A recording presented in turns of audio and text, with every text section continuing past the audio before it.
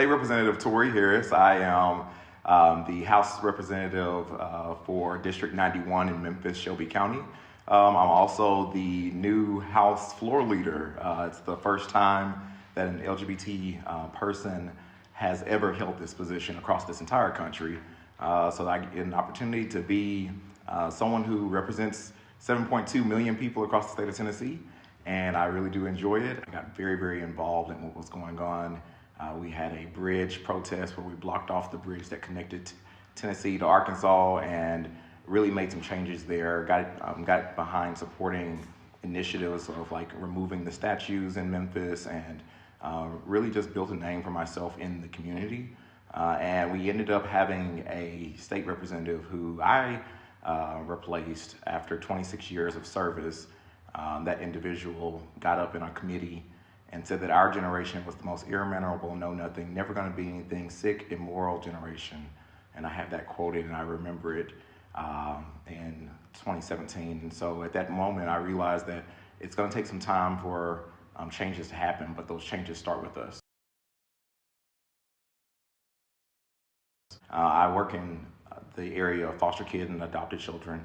I really love to do whatever I can to make sure lives for our younger people, one day they're going to end up replacing us, and I just want to make sure that they get the best they can. One thing that I got to do that really didn't actually pass as a law, which I was really happy about, was HB 0800, which would have made it to where conversations about people like me, LGBTQ people, wouldn't be inside of our school textbooks.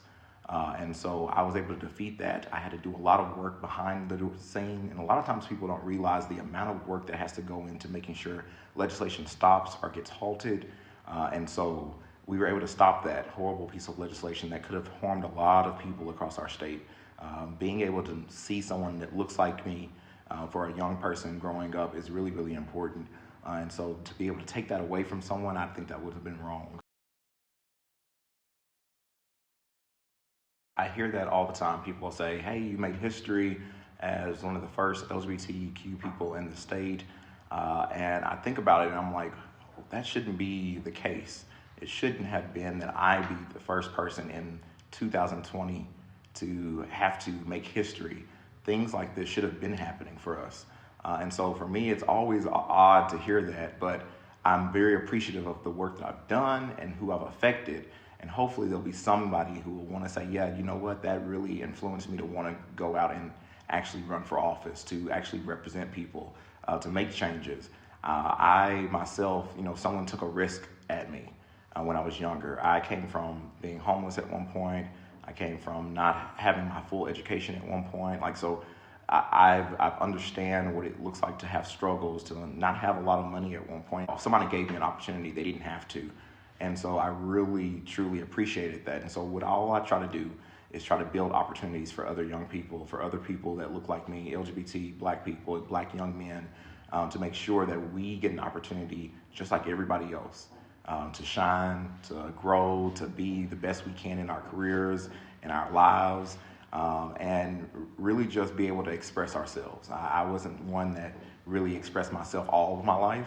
So I finally got to that point when I was 25 to be able to be out and open and who I am and really, really show that pride for myself, but really trying to figure out how we can just make sure everyone else has that same ability to do so. Proudest moment, obviously, getting elected to be, at the time I was the youngest state representative in the state, the first LGBTQ elected official in the state. But for me, it's all about making sure I can take care of other people. And so I think I'm the proudest when I'm able to help someone else. It's so much more than just what you see on social media. It's so much more than what you just see on TV. Your involvement, your ability to get out there and utilize your voice is really, really important. So I try to do all I can to make sure that young people know the importance of going out and voting, learning the process in order for legislation to get moved, when funding opportunities are out there, how to actually speak to your legislator and actually tell them, hey, I live in your area and I really want you to understand how I feel about this piece of legislation that you will have to vote on, because sometimes they don't hear from us. And so we want to make sure that people get an opportunity to come out and be vocal Leaders wear crowns. People who are important wear crowns. And so for me, that's the belief that every single one of us is important. Every single one of us has the ability to use our voices to lead, to make good decisions, to speak out, and just be yourself.